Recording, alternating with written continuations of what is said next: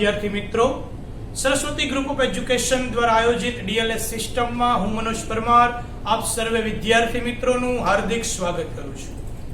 વિદ્યાર્થી મિત્રો, આગળ જોઈએ સ્ટાન્ડર્ડ 11 સબ્જેક્ટ છે સ્ટેટિસ્ટિક્સ એટલે કે આંકડાશાસ્ત્ર, જેમનો વિષય કોડ છે 135। બરાબર, ચેપ્ટર નંબર 1 આપણે જોઈ રહ્યા છીએ માહિતીનું એકત્રીકરણ।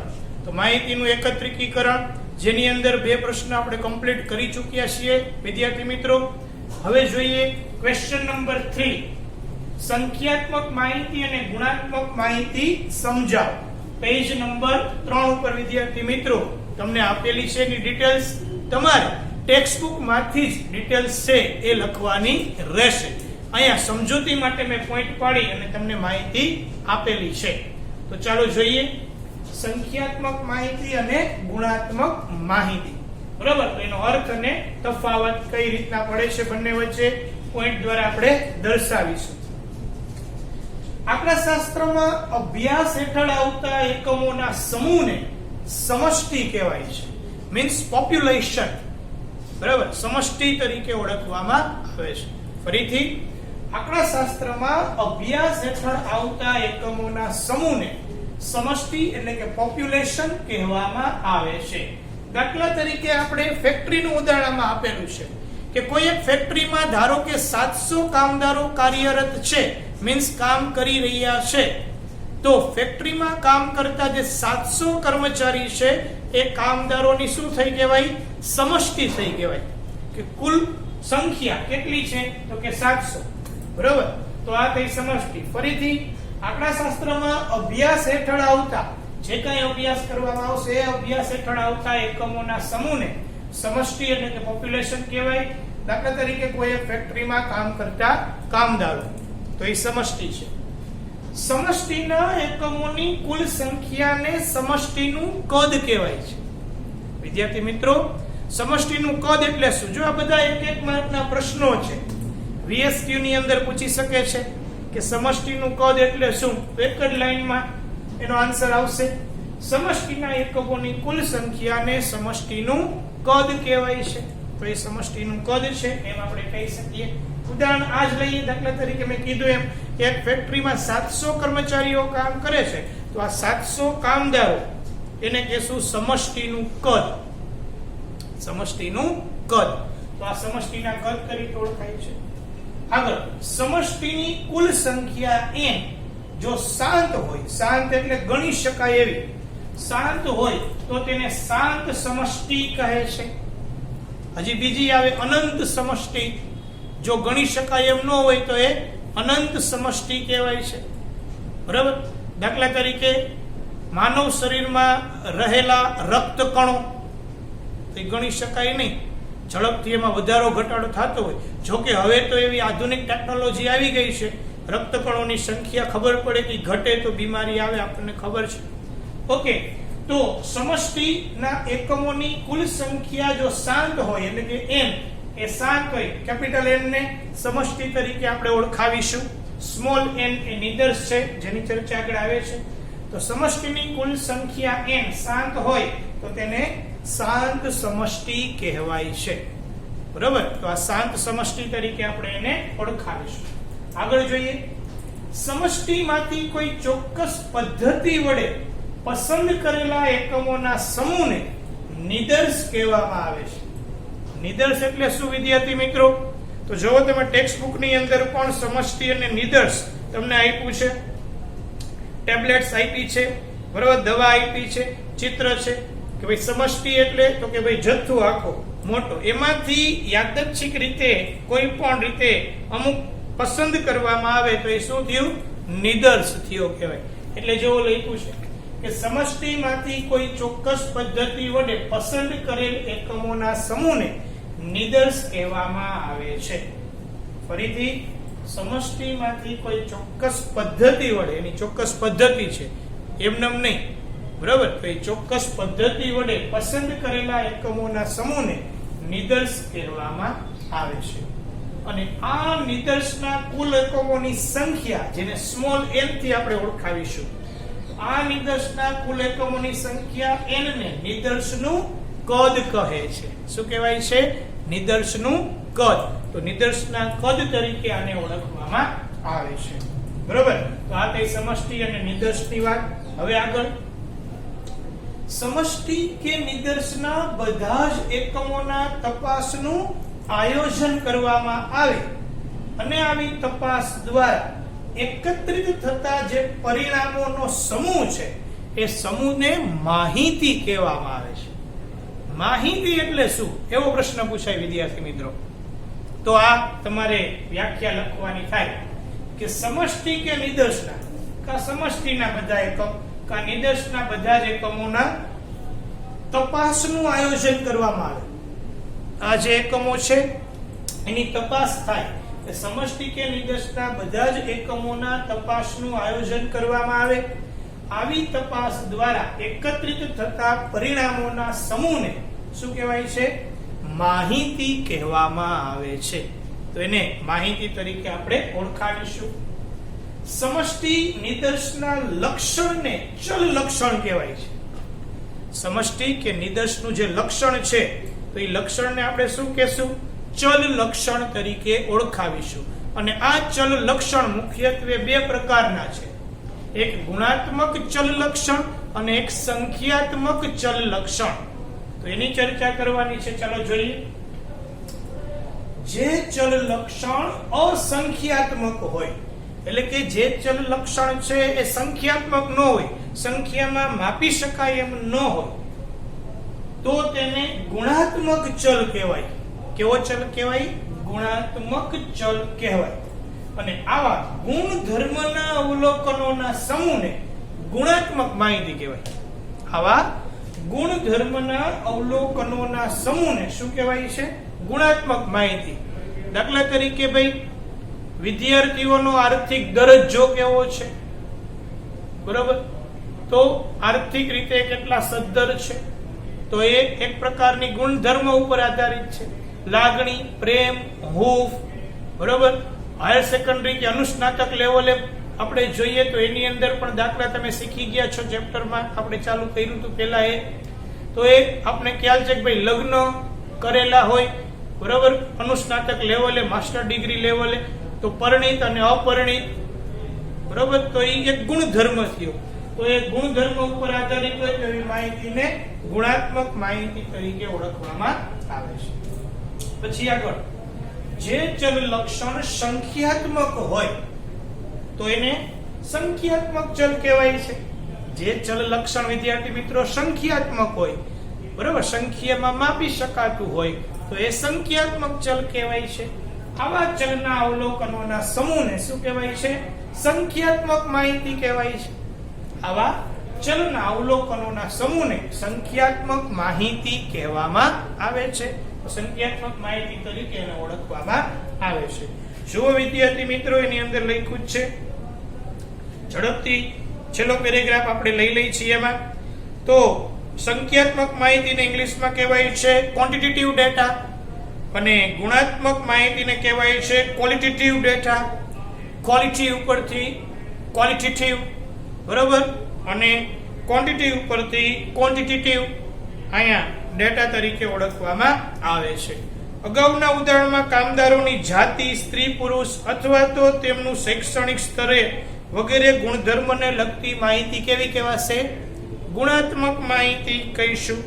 કામદારોની માસિક આવક છે, એની ઉંમર છે, વગેરે સંખ્યાત્મક ચલ લક્ષણની લગતી માહિતી છે, તો એને આપણે સંખ્યાત્મક માહિતી તરીકે ઓળખાવીશું, બરાબર, જે સંખ્યામાં માપી શકાય છે.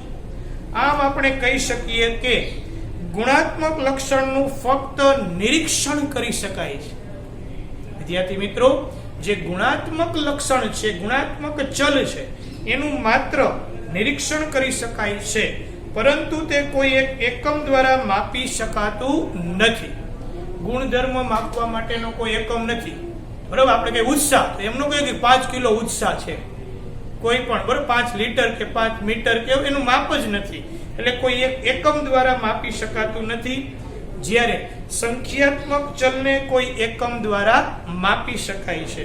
દાખલા તરીકે આવક છે તો આવક રૂપિયામાં માપી શકાય, ઉંમર છે તો વર્ષમાં માપી શકાય છે, અન્ય ઉદાહરણો જેમ કે ધર્મ, શાકાહારી કે માંસાહારી વગેરે ચલને લગતી માહિતીને કેવી કહેવાશે? ગુણાત્મક માહિતી કહેવાય છે. બરાબર. જ્યારે કંપનીનો નફો છે, જાહેરાતનો ખર્ચ થાય છે વગેરે ચલને લગતી જે કઈ માહિતી છે એને સંખ્યાત્મક માહિતી કહેવાય છે. બરાબર. તો આ સંખ્યાત્મક અને ગુણાત્મક માહિતીના ઉદાહરણો છે. ફરીથી એકવાર વિદ્યાર્થી મિત્રો તમારે ક્વેશ્ચન નંબર 3 સંખ્યાત્મક માહિતી અને ગુણાત્મક માહિતી સમજાવો એમ લખી અર્થ અને તફાવત હેડિંગ આપી અને ટેક્સ્ટ બુક માંથી જ બંને પેરેગ્રાફ છે મોટા એ લખી લેવાના છે અને ત્રીજો પેરેગ્રાફ ઉદાહરણો છે આમ કરીને એટલે આખું જ એ લખવાનું રહેશે. બરોબર. તો અહીંયા ક્વેશ્ચન નંબર 3 કમ્પ્લીટ થાય છે. ત્યાર પછી નાનો અમથો પ્રશ્ન છે ક્વેશ્ચન નંબર 4 પ્રાથમિક માહિતી અને ગૌણ માહિતી સમજાવો. તો પ્રાથમિક માહિતી કોને કહેવાય, ગૌણ માહિતી કોને કહેવાય એના વિશે ચર્ચા કરવાની છે. પેજ નંબર 3 અને 4 ઉપર વિદ્યાર્થી મિત્રો એની ડિટેલ્સ આપેલી છે. ચોથા ઉપર થોડીક માહિતી છે એટલે 3 અને 4. તો પેલા અર્થ જોઈ લઈ. પ્રાથમિક માહિતી કોને કહેવાય? તેમાં લખ્યું છે જો કોઈ પણ આંકડાકીય તપાસ દ્વારા મેળવેલ માહિતી તદ્દન સાચી અને યોગ્ય જ હોવી જોઈએ, નહીં તો ઉપયોગી અને સ્વીકૃત તારણો મેળવી શકાય નહીં. આ માહિતી ઉપરથી ઉપયોગી અથવા તો સર્વ સ્વીકૃત તારણો આપણે મેળવી શકતા નથી. બરાબર. એટલે માહિતી પ્રાથમિક માહિતી જેને પ્રાઇમરી ડેટા કહેવાય અથવા ગૌણ માહિતી એટલે કે સેકન્ડરી ડેટા હોઈ શકે છે. માહિતી બે પ્રકારની હોઈ શકે, એક પ્રાથમિક માહિતી અને એક ગૌણ માહિતી. ઇંગ્લિશમાં આને પ્રાઇમરી ડેટા કહેવાય અને સેકન્ડરી ડેટા તરીકે ઓળખવામાં આવે છે. કઈ રીતના એની વાત કરીએ તો ચાલો જોઈએ પ્રાથમિક માહિતી અને ગૌણ માહિતી. પહેલા પ્રાથમિક માહિતીનો અર્થ લખ્યો છે કોઈ પણ અધિકૃત સંસ્થા. કેવી સંસ્થા? અધિકૃત. ગમે એ નહીં, આડેધડ નહીં, સ્થપાયેલી હોય એવી. તો કોઈ પણ અધિકૃત સંસ્થા અથવા તો સંશોધકો દ્વારા સૌપ્રથમ વખત અસલ સ્વરૂપે, અસલ એટલે ઓરિજિનલ, પહેલી જ વખત મેળવ્યું ઓરિજિનલ કહેવાય, પછી એમાંથી કોપી થાય. તો અસલ સ્વરૂપે માહિતી એકઠી કરાયેલ હોય એવી માહિતીને પ્રાથમિક માહિતી કહેવાય છે. ફરીથી વિદ્યાર્થી મિત્રો, કોઈ પણ અધિકૃત સંસ્થા, ઓથોરાઇઝ્ડ ફર્મ ઇંગ્લિશમાં કહીએ, અધિકૃત સંસ્થા અથવા તો સંશોધકો એમના દ્વારા સૌપ્રથમ વખત એટલે પહેલી જ વખત અસલ સ્વરૂપે એટલે કે ઓરિજિનલ સ્વરૂપે માહિતી એકઠી કરાયેલ હોય તેવી માહિતીને શું કહેશું? પ્રાથમિક માહિતી કહેવામાં આવે છે. દાખલા તરીકે લખ્યું છે NSSO, નેશનલ સેમ્પલ સર્વે ઓર્ગેનાઇઝેશન. આખું નામ છે, તમારે આમાંથી લખી નાખવાનું છે. પૂછી શકે છે NSSO. બરાબર. અને સ્વાધ્યાયની અંદર એક વિકલ્પ છે કે NSSO દ્વારા સૌપ્રથમ વખત મેળવેલી માહિતીને કેવી માહિતી કહેવાય? તો આન્સર આવશે પ્રાથમિક માહિતી. બરાબર. આ રીતના ઉદાહરણ છે તમને MCQ માં પૂછી શકે છે. તો NSSO દ્વારા એકત્રિત કરાયેલ માહિતી એ પ્રાથમિક માહિતી છે એમ આપણે કહી શકીએ. જો લખ્યું છે કે NSSO નેશનલ સેમ્પલ સર્વે ઓર્ગેનાઇઝેશન દ્વારા એકત્રિત કરાયેલ માહિતી કઈ કઈ? તો કે ભારતની વસ્તી ગણતરીની માહિતી હોય અથવા તો ભારતના રજિસ્ટ્રાર ઓફિસની, ન્યૂ દિલ્હી દ્વારા ભારતમાં મૃત્યુદર અને જન્મદરને લગતી પ્રકાશિત કરેલી માહિતી. આ બધી જ માહિતીને પ્રાથમિક માહિતી કહેવામાં આવે છે, જે સૌપ્રથમ વખત પ્રાપ્ત કરવામાં આવેલી હોય છે. બરાબર. તો આ કઈ પ્રાથમિક માહિતી. ત્યાર પછી માહિતી છે ગૌણ માહિતી. જ્યારે કોઈ સંસ્થા કે સંશોધક કોઈ અન્ય સંસ્થા કે સંશોધક દ્વારા એકત્રિત કરાયેલ માહિતીનો ઉપયોગ કરે તો આવી માહિતી ઉપયોગ કરનાર સંસ્થા કે સંશોધક માટે તે ગૌણ માહિતી બની જાય છે. કેવી બની જાય? ગૌણ માહિતી. જો લખ્યું છે જ્યારે કોઈ સંસ્થા કે સંશોધક કોઈ અન્ય સંસ્થા કે સંશોધક દ્વારા માહિતી એકત્રિત કરેલી હોય એનો ઉપયોગ કરે તો આવી માહિતી ઉપયોગ કરનાર સંસ્થા માટે કે સંશોધક માટે ગૌણ માહિતી બની જાય છે. દાખલા તરીકે લખ્યું છે કે ભારતની રજિસ્ટ્રાર ઓફિસ છે, ન્યૂ દિલ્હીમાં આવેલી છે, એમના દ્વારા એકત્રિત કરાયેલ ભારતના મૃત્યુદર અને જન્મદરને લગતી માહિતી ફરી વખત યુનાઇટેડ નેશન ઓર્ગેનાઇઝેશન દ્વારા, બરોબર, UN, બરોબર, સ્ટેટિસ્ટિકલ એબ્સ્ટ્રેક્ટમાં પ્રકાશિત કરવામાં આવે છે, યુએન નામનું જે છે મેગેઝિન એમાં પ્રકાશિત થાય, અહીંયા યુનો માટે આ માહિતી કેવી બની જાય? ગૌણ માહિતી બનશે, કારણ કે આપણે ઓલરેડી મેળવેલી છે ને યુનોને આપીએ છીએ. એવી જ રીતના કોઈ સંસ્થા દ્વારા ગુજરાતની કેટલીક ઔદ્યોગિક સંસ્થાઓને લગતી માહિતી એકત્રિત કરવામાં આવે છે. આ માહિતીનો ઉપયોગ પાછળથી સંશોધન કરનાર વિદ્યાર્થી દ્વારા આંકડાકીય વિશ્લેષણ કરવા માટે ઉપયોગમાં લેવાય છે. તો સંશોધન કરનાર વિદ્યાર્થી માટે આ ઉપયોગમાં લેવાયેલ માહિતી કેવી થશે? ગૌણ માહિતી બની જાય છે. બીજું ઉદાહરણ આપણે લઈ શકીએ કે ભાઈ યુનો દ્વારા એકત્રિત કરેલ માહિતી છે એ પ્રકાશિત કરવામાં આવે ને એ માહિતીના આધારે વિદેશનો કોઈ વિદ્યાર્થી કે આપણો કોઈ વિદ્યાર્થી છે એ એમના સંશોધન માટે ફરીથી આંકડાકીય માહિતીનો ઉપયોગ કરે, એટલે કે ઉપયોગમાં લેશે, તો તે ગૌણ માહિતી કહેવાય છે.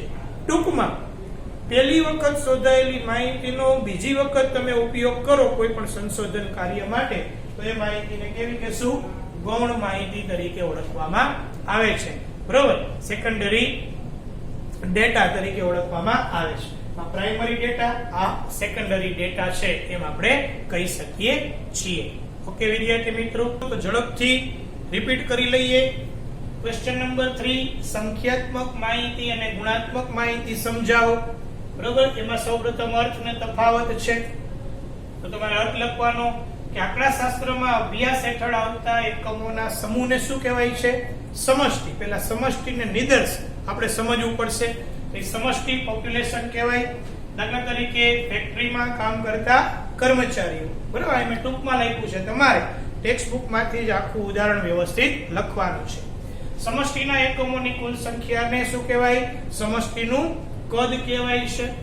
ત્યાર પછી આપણે લખ્યું સમષ્ટિની કુલ સંખ્યા n જો શાંત હોય તો એને શાંત સમષ્ટિ કહેવાય છે, મીન્સ ગણી શકાય એવી સમષ્ટિ કહેવાય છે.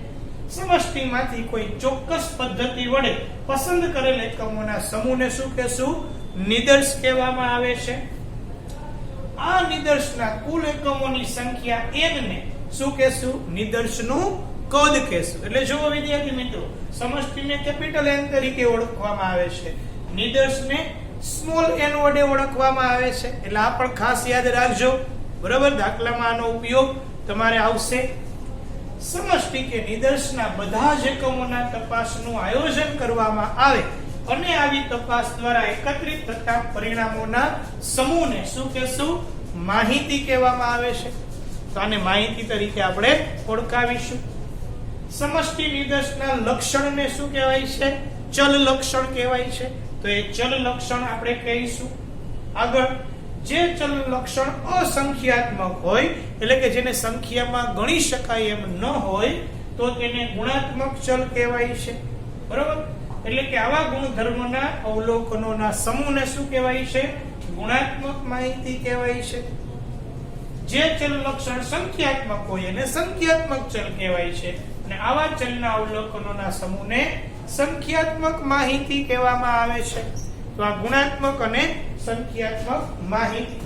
ત્યાર પછી વિદ્યાર્થી મિત્રો ક્વેશ્ચન નંબર 4 જે પેજ નંબર 3 અને 4 ઉપર આપેલો છે એ લખવાનું છે. પ્રાથમિક માહિતી અને ગૌણ માહિતી સમજાવો. પેજ નંબર 3 અને 4 ઉપર આપેલો છે. અર્થ જોઈ લઈએ. બરાબર, આ હેડિંગ નથી. આ પ્રાથમિક માહિતીનો અર્થ છે, આ ગૌણ માહિતીનો અર્થ છે. તમારે ટેક્સ્ટ બુક માંથી જ વ્યવસ્થિત લખવાનું છે એટલે ભૂલ ન થાય. તો કોઈ પણ અધિકૃત સંસ્થા અથવા તો સંશોધકો દ્વારા સૌ પ્રથમ વખત, એટલે કે પહેલી જ વખત અસલ સ્વરૂપે, ઓરિજિનલ સ્વરૂપે માહિતી એકઠી કરાયેલ હોય તો એવી માહિતીને પ્રાથમિક માહિતી કહેવામાં આવે છે. મીન્સ પહેલી જ વખત મેળવેલી હોય તો એ પ્રાથમિક માહિતી છે. દાખલા તરીકે NSSO દ્વારા એકત્રિત કરાયેલી માહિતી તો એ પ્રાથમિક માહિતી. ઉદાહરણ તમે લઈ શકો છો ગમે. પછી જ્યારે કોઈ સંસ્થા કે સંશોધક દ્વારા અન્ય સંસ્થા કે સંશોધક દ્વારા એકત્રિત કરાયેલ માહિતીનો ઉપયોગ કરે તો આવી માહિતીનો ઉપયોગ કરનાર સંસ્થા કે સંશોધક માટે શું છે? ગૌણ માહિતી છે, બની જાય છે. એને ગૌણ માહિતી કહેવાય. દાખલા તરીકે ભારત સરકારે કોઈ આંકડાકીય માહિતી શોધી અને યુનો ને આપી તો યુનો માટે એ ગૌણ માહિતી છે.